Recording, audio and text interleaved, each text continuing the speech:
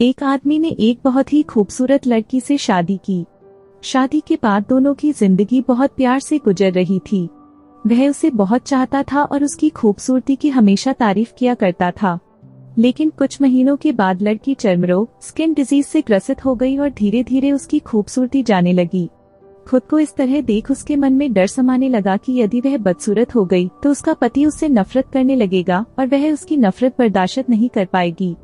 इस बीच एक दिन पति को किसी काम से शहर से बाहर जाना पड़ा। काम खत्म कर जब वह घर वापस लौट रहा था, उसका एक्सीडेंट हो गया। एक्सीडेंट में उसने अपनी दोनों आंखें खो दी, लेकिन इसके बावजूद भी उन दोनों की जिंदगी सामान्य तरीके से आगे बढ़ती रही। समय गुजरता रहा और अपने चर्मरोग के कारण लड़की ने अपनी खूबसूरती पूरी तरह गंवा दी।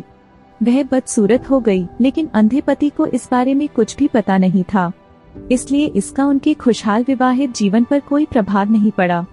वह उसे उसी तरह प्यार करता रहा। एक दिन उस लड़की की मौत हो गई। पति अब अकेला हो गया था। वह बहुत दुखी था। वह उस शहर को छोड़कर जाना चाहता था। उसने अंतिम संस्कार की सारी क्रियाविधि पूर्ण की और शहर छोड़कर जाने लगा। तभी एक आदमी ने पीछे से उसे पुकारा और पास आकर कहा, अब तुम बिना सहारे के अकेले कैसे चल पाओगे? इतने साल तो तुम्हारी पत्नी तुम्हारी मदद किया करती थी। पति ने जवाब दिया, दोस्त, मैं अंधा नहीं हूँ। मैं बस अंधा होने का नाटक कर रहा था, क्योंकि यदि मेरी पत्नी को पता चल जाता कि मैं उसकी बदसूरती देख सकता हूँ तो यह उसे उसके रोग से ज्यादा दर्द देता। इसलिए मैंने इतने साल अंधे होने का दिखावा किया। वह बहुत अच्छी पत्नी थी। मैं बस उसे खुश रखना चाहता था।